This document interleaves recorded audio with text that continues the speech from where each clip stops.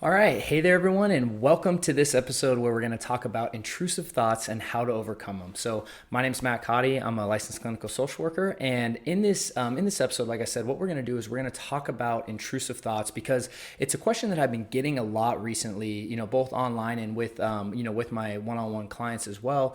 And so, I thought it would be useful to make an entire series on this because I just feel like they're more and more common, and it's just questions that I'm getting more and more. So. What I wanted to do first is kind of talk about the idea of intrusive thoughts. And so intrusive thoughts are really these thoughts that kind of occur in your mind that you don't like, right? They're intrusive. They're not something that you want, right? And usually we define the thoughts as what you would call ego dystonic, meaning they aren't a good representation of who you know you are, right? Or who you believe yourself to be. And intrusive thoughts fall into usually three categories. And so the first category is the violent or harmful thoughts, right? And so some examples of this could be thoughts of, hurting yourself or hurting others, someone you love. And the second category is the idea of sexual intrusive thoughts, and those can be things that doubts about your sexuality, your sexual orientation, or relationship in general, right? So thoughts about your relationships, all that. And then the third category is the religious or existential thoughts, and those thoughts, really are the idea of it could be doubts about God, it could be doubts about your religion, it could be just kind of existential thoughts like the meaning of life and whatnot. And what happens is these thoughts enter your mind, your consciousness, and then replay again and again and again. And the reason they replay is because we engage with them, right? And so what I want to do today is I want to share a story or analogy with you that I've found really helpful in my own personal life, but also that I know that my clients have reported being really helpful on their journeys as well. And so it's the story of a fly fisherman. And so when I was learning to fly fish, and it's not like I'm some master fly fisherman. I've only gone, a handful of times. But when I was learning, I like to learn the intricate details of stuff, so I can really understand it. And the gentleman who was teaching me was like, okay, so what we're doing is when we craft our flies, which are the bait, right? What we're doing is we're really, we're trying to create a bait that's very similar to the bugs that are on the water at that time of day. So morning is certain bugs, afternoon, evening, so on and so forth. And what we do is, you basically craft it and you throw it out there. And obviously the whole point of it is to catch a fish, right? The idea is to have the fish, think it's real food, bite it, hook it, bring it in.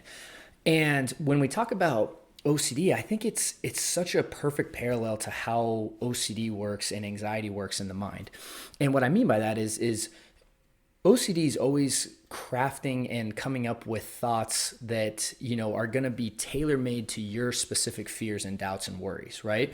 So it's very likely that you've had a bunch of intrusive thoughts, right? But most of them you're probably able to dismiss. But there's certain usually themes that plague certain people. So some people will get locked on, a religious theme or a harmful theme or a sexual theme, right? Or a relationship theme, right?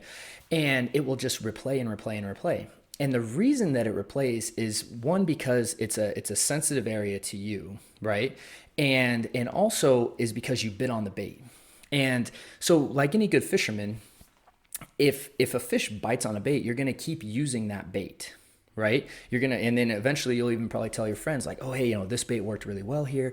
And then all of a sudden, and so what happens is when you bite on the bait initially, when your brain produces a thought, right? When it produces some thought, that's intrusive, and you react to it like it's a real threat, and you do those mental compulsions, right?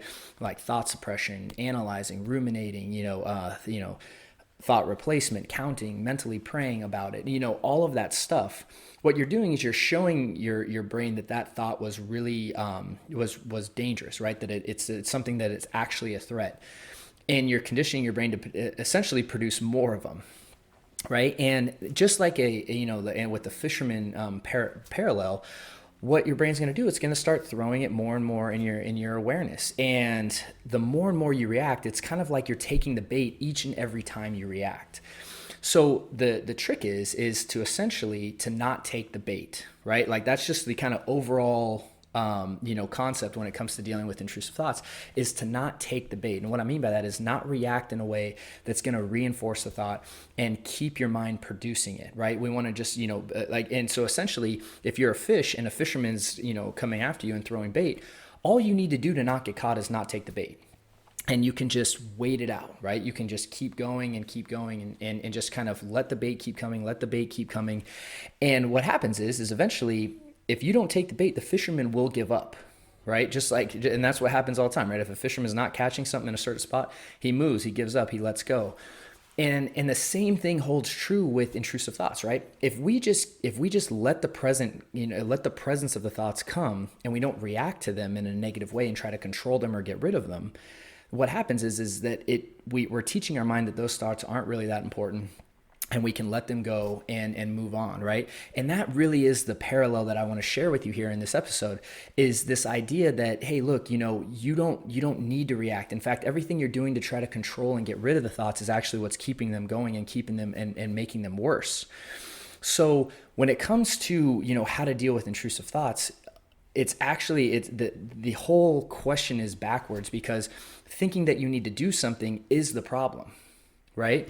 And if you actually are willing to accept their presence and just let them be there and not react to them, that's actually what will cause your brain to produce them on a lower frequency. And ultimately, there's just something that will just pass over time.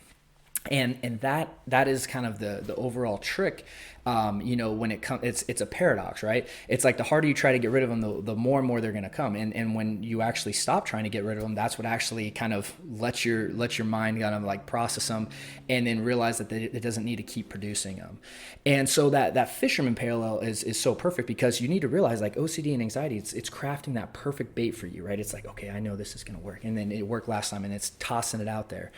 And every time it tosses it out there, you just need to look at the bait, okay, realize that's what it is, and just not bite. And if you don't bite and you keep not biting, eventually it will give up and it will ultimately stop, right? And that's the thing. You have to trust the process, but that means you can't like not bite for 5 thoughts and then all of a sudden the next thought comes and you bite.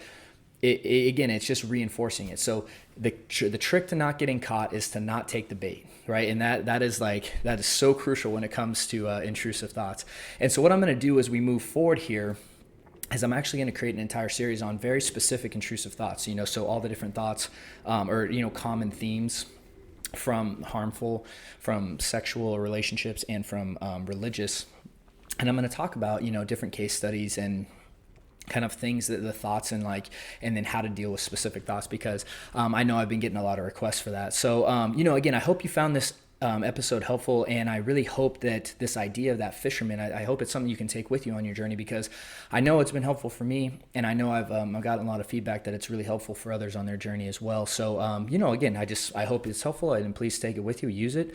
Again, if you like this content and this has been helpful, we really appreciate it if you'd subscribe and like our channels, because across all our social platforms, because it's helpful for our support. And then also I have some more free resources for you down in the notes here, where I have some free downloads and resources on my site that you can check out. And again, it's totally free, it's yours to have, and it's just, again, stuff to help you on your journey. So thank you so much for tuning in this week, and we will see you as we continue on this series in the next episode, where we're going to talk about different types of intrusive thoughts. So I'll see you soon, and again, my name is Matt, and have a wonderful day.